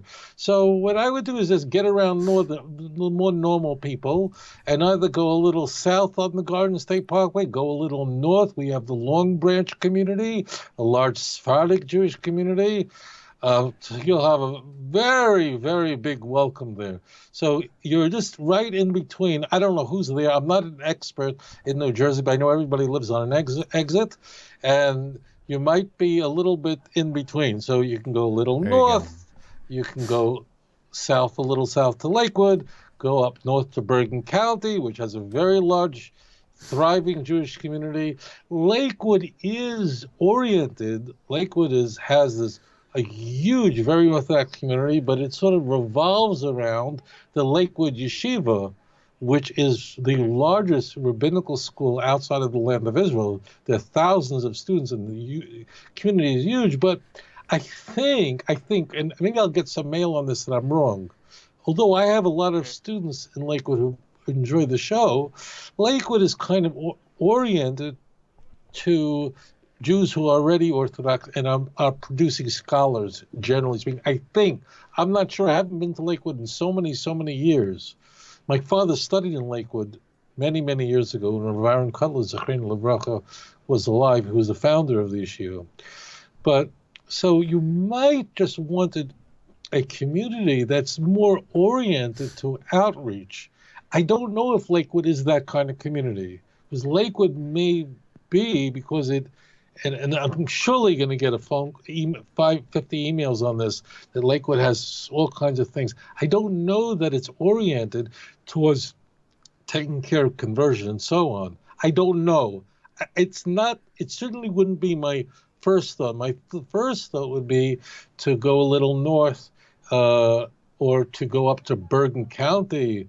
We have I think the county with the largest Jewish community and largest Orthodox community in New Jersey, and Passaic, New Jersey, exit 153 on the Garden State Parkway. Passaic has a huge Jewish community, huge. I don't know how many synagogues are there, just enormous, and yeshivas are there, and people, converts are there. I mean, just packed. So I think that's really where you ought to be. I wouldn't be on exit 102. It's just not the thing. And I've got to tell you this, that in your life, you're going to suffer. You're going to suffer. And I want you to know, if someone says to you, Sean, I'll give you $10,000 for the reward you're going to get for every time you suffered, don't sell it. Because if you suffer for Hashem, it's a great thing. I don't wish suffering on anybody. But if you suffer like Abraham went through great difficulties, and Isaac, great difficulties, and Jacob, whoa, they had difficult lives. Believe me, what they put up with. But they endured the vicissitudes, and that's why they became great. So I'll just say this to you. I don't wish anybody should suffer, God forbid. I'm not into suffering. It's not my field. But if you do suffer for your faith, or someone does spit at you, and someone says, I'll buy you the reward because you remain loyal to Hashem, so don't sell it. It's not worth it. It's great to suffer on behalf of God. I don't wish it on you, but the reward is very great. And all our forefathers did it. Hashem should watch over you, and you should continue, and don't even think of Abraham. You know how many tests he was given, what he had to do, what he endured, and he had to deal with Pharaoh in chapter 13, and Abimelech, and Jacob had such problems, and he had to go down to Egypt, and he thought his son was thick. This is the nature of a Jew, that we're constantly enduring challenges in our lives, and you, my dear brother, are no exception. Join the club. Awesome. Jews are not the biggest hit in the United Nations. Anyways, Sean, thanks for calling in, brother. Thank you. Thank you. I appreciate that. That's awesome. Thank you, Rabbi. Oh, okay. Good be strong and of good courage. Those are not my words. The words of the prophets. Hey, real quickly, wasn't there one of the great sages that had to go through all the suffering? He was trying to study at yeshiva and he couldn't afford it, and he found a place on top of the roof in the wintertime and fell asleep and frozen. He couldn't do it. Yeah. And he became a great sage. Yeah, so. Everybody goes through these challenges, and that's all. And that's it. It does shock me because I never encountered racism in the Orthodox world, and in my world, not only that, it was in my home. Every Shabbos there were people there who were Jewish, not Jewish, religious, not religious. This is just a non-issue. Right. But I have no doubt that we have crazy people, so we do. So just move on. Awesome. All right, let's move on to this caller. Caller, welcome to the show. Please tell us your name, where you're calling from. My name is Grant. I'm in Hesperia, California. Grant, welcome to the show. What's the question for Rabbi Singer today? I had a question. So I had a tragedy. I had a son, and his mother murdered him, and I used cannabis because I have post-traumatic stress. And I was just wondering, like, because I'm trying to convert to Judaism. There's a Reform synagogue that I go to over in Victorville, but I want to go to LA. How is the Orthodox community, how are they going to feel about me using cannabis in my situation? It's just something that has been in my heart. I watch the show a lot. I have a lot of books. I bought the tefillin. I have mezuzahs. I've spent a lot of money. I have a lot of books and stuff. I really want to convert to Judaism. I was just trying to see if the rabbi could point me in the right direction. Man, first of all, I'm very sorry for your loss and for your troubles. That's definitely. Oh, thank you, my brother. Yeah. All right. Rabbi? I am so sorry that you endured something so unimaginable. I really am very, very sorry. The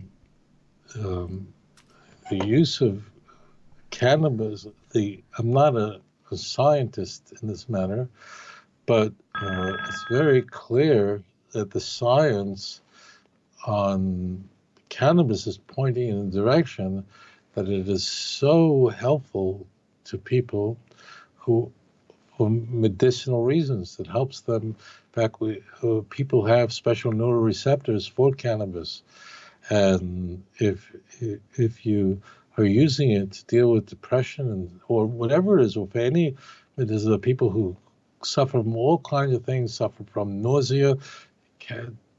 Cannabis can help in ways that other medications fail. People who have epileptic seizures and so on, and it's medicinally, I think, probably in every state in America it's legal. Maybe the state that isn't, I'm not sure. But there is not only isn't there a bias against it, but in Israel, Israel is way ahead of the United States on cannabis and using it for medicinal reasons. And in fact, Israel has developed techniques to produce cannabis of different levels of THC and the other chemicals in cannabis that are naturally present to produce all sorts of strains that are most suitable for different types of ailments. And it's exporting it, and it's actually, some of it is overseen by rabbinical supervision because people are using cannabis and the oils and the extracts in foods.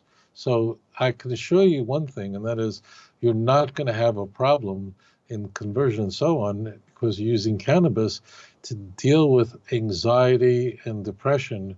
That will never be an issue. As it turns out, I mean, people take, in the United States, people suffer today really cannabis is not really very addictive at all. I think it has a 9% addictive rate, which is rather insignificant. People use opiates and so on that are highly addictive and very, very dangerous.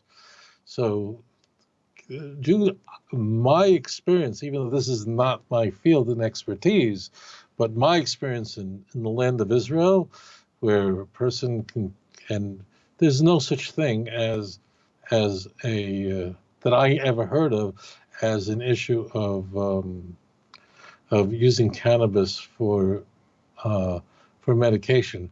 In fact, not only that, there is responsa going back to the 19th century and the 18th century on the use of cannabis by rabbis on Jewish festivals. So my experience is that this is not going to be an issue. It's a medication that's really benign compared to other medications people take for anxiety that are highly addictive. And people take all sorts of Oxycontin, which is highly addictive and very, very dangerous. But cannabis is not, and no one ever died of using cannabis unless they smoke or whatever, however they take it, and then get behind the wheel of a car. That's the only thing to be careful of. That's very, very dangerous. So no, you're not going to encounter any problem. with cannabis, unless Right. unless some Jewish guy is completely ignorant. There could be, but I've seen studies done by doctors and neuroscientists on it, and the science that is coming out.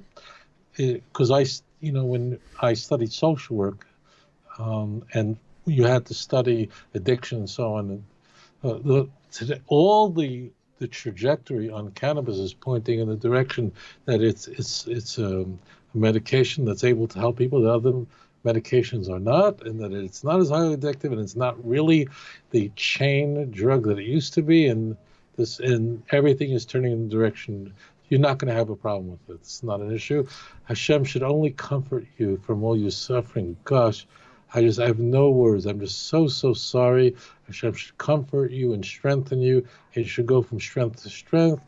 Feed the poor and ask Hashem for guidance in your life, and it should give you you'll never recover from this terrible tragedy, but you certainly will, please God, be able to cope with it. But I can't really speak to it because it's something unimaginable. I'm just very sorry you went through that, but cannabis is just not a problem you're ever going to be dealing with in the Jewish community. It's just a non-issue. Gotcha. Okay, and I want to separate, even as the same exact question for a different purpose. I know people are wondering now. Okay, so now on a different topic altogether, and this is extremely short because we got a caller on hold. People are saying, hey, now speaking on cannabis in general, it's actually not illegal anymore in certain states. Can we smoke it recreationally, just like you would drink a beer? Is that something that would be acceptable? Just quick yes or no, or? Well, I mean, technically, Dina de Malchus Dina, the law of the land is the law, and there's no prohibition if it's not illegal. However, the problem is that if somebody takes cannabis, and they've been working on this thing like it's the atom bomb, which means that today the levels that's way over that it does make dulls a person's senses, and it has it's not a good idea for somebody to do it recreationally. It's not, because recreationally a person is going to be high all the time. That's not a good thing. It's not like you have a beer and you feel just a little relaxed, because cannabis stays in your head body takes a very long time to process it, so it's not a good idea for somebody to do it. But it's not against Jewish law to do that. I will not tell you that. If it's not illegal, like where I'm in Indonesia, it's not only illegal, you can literally get the death penalty in this part of the world. They don't kid around with drugs here. But in the United States, there's no Jewish law on it. But person should not be stoned all the time. I mean, that's a very bad idea. And we see in Tanakh that although people can drink wine, and wine is praise, kiss me with the kisses I lips, for thy love is better than wine. To have a drink is fine. But the prophets do warn us not to get drunk. There are passages like that Solomon warned us about the dangers of being drunk. And the same thing would be with cannabis. Now, alcohol is far more dangerous than cannabis is. I don't have to even tell you. A person could die from alcohol, can't die from cannabis. But no, technically, it's not against law. But it's not.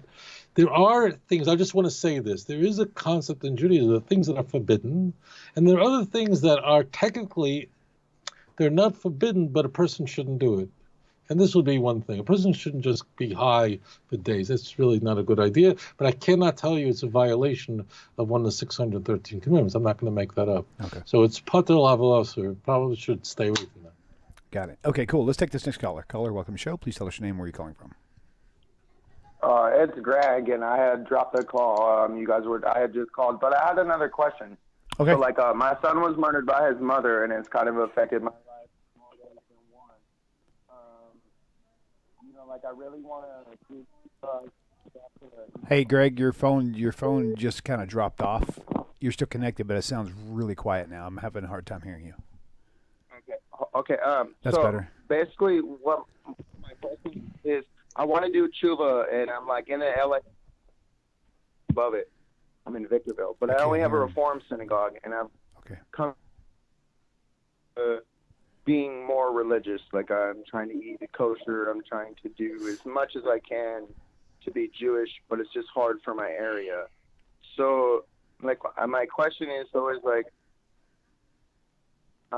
like I mean, obviously I want to convert and move down there, but what like pathways or what kind of, how do you do that? Because it's like hard, because like my mom's disabled and I take care of her. You know, so like I'm in like this crossroad kind of. Just one question for you, because I want to be clear. I only eat meat on the Sabbath, because there's no kosher meat in Indonesia, and I have to bring it in from Singapore or Israel or Manila or wherever. So what difficulty is there in being observant? I mean, what do you find the most challenging thing about observance? Like, what is difficult? I would say that because I live with someone that's not observant. And I have roommates, other people that aren't observant, so it's kind of hard. Or like other people around me don't really understand what I'm doing, and they kind of get judgmental, or they say that I'm being like full of myself and stuff. When I'm really not. I'm just trying to let my light shine, and I'm trying to love God, you know, and like other people around me don't understand. But when I go to the synagogue, you know, or like I go to shul, or when I'm fellowshipping, you know, I have shalom, I feel peace, I have, you know, like, but I'm just trying to deal with like this, you know, on Purim, like the day after Purim, I had to testify for my son being killed by his mother. So, and that was this year. So I've had a lot of tragedy that I had to deal with. Like it's been like a 3-year process, and this is the first time I've ever got to like talk to a rabbi besides the student rabbi. So I'm just really emotional right now, and I just thank you so much for you guys having this show. And you guys let me are a say blessing this, my dear brother, before you hang up, okay? This is a very serious tragedy you've gone through. Unimaginable. I'm listening to you, and it's almost hard. It's difficult for me to process what you've gone through.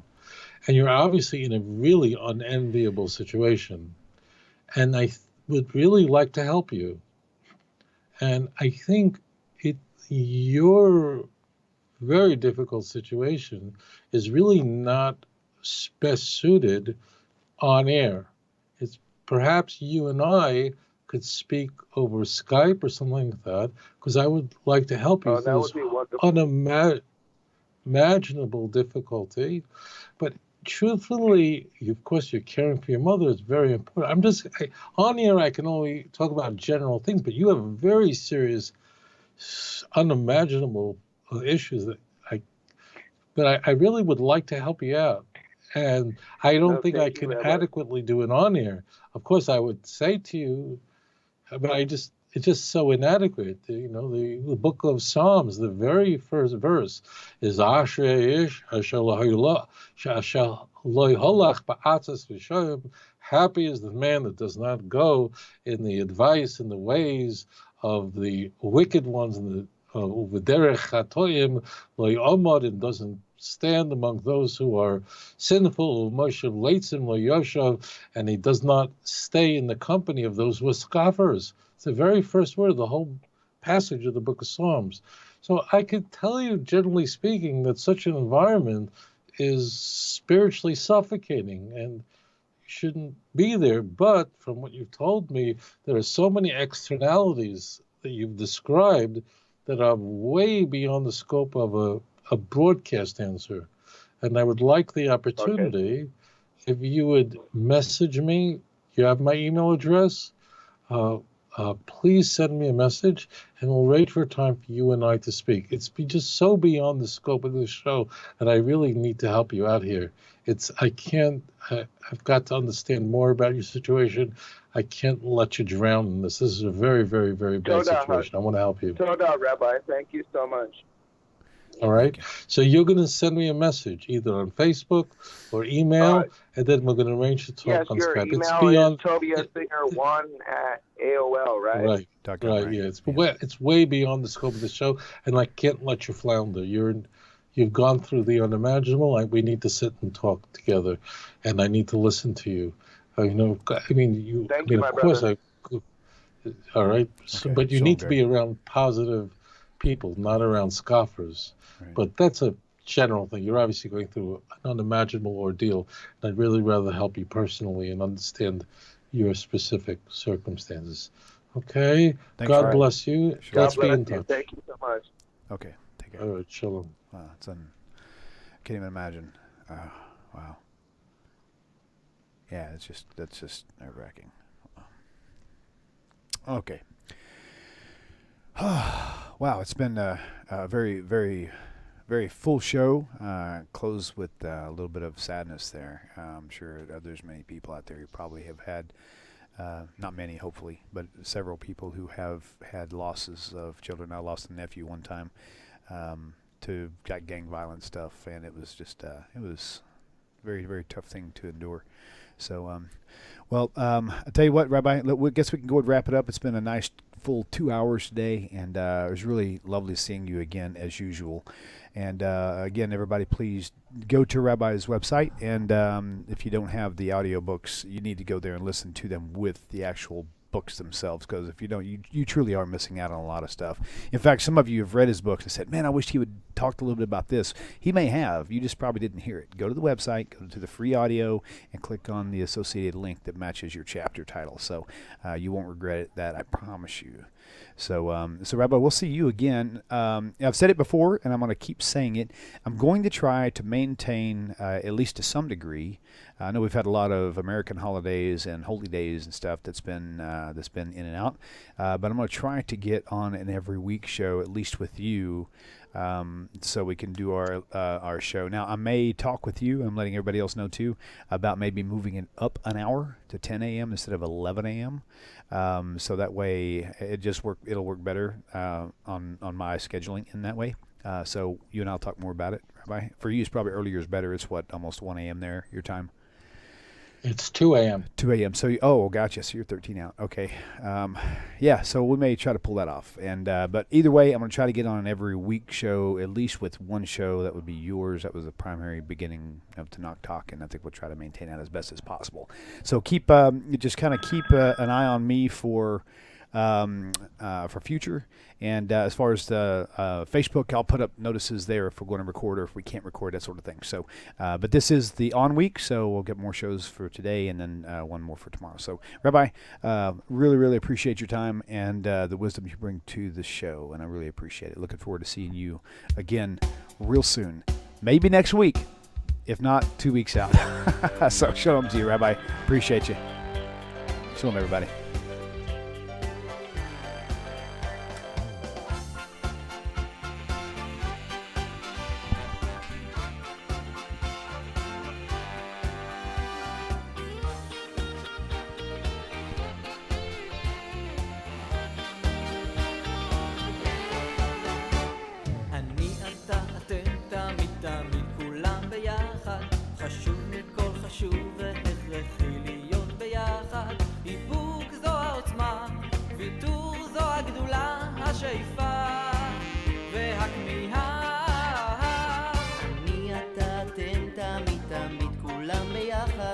חשוב מכל חשוב והכרחי להיות ביחד. איפוק זו העוצמה, ויתור זו הגדולה, השאיפה והכמיהה. חושבים דוברים לובשים בכל האופנים, זה טבעם של אנשים שונים. נזכור בסוף כולנו שותפים.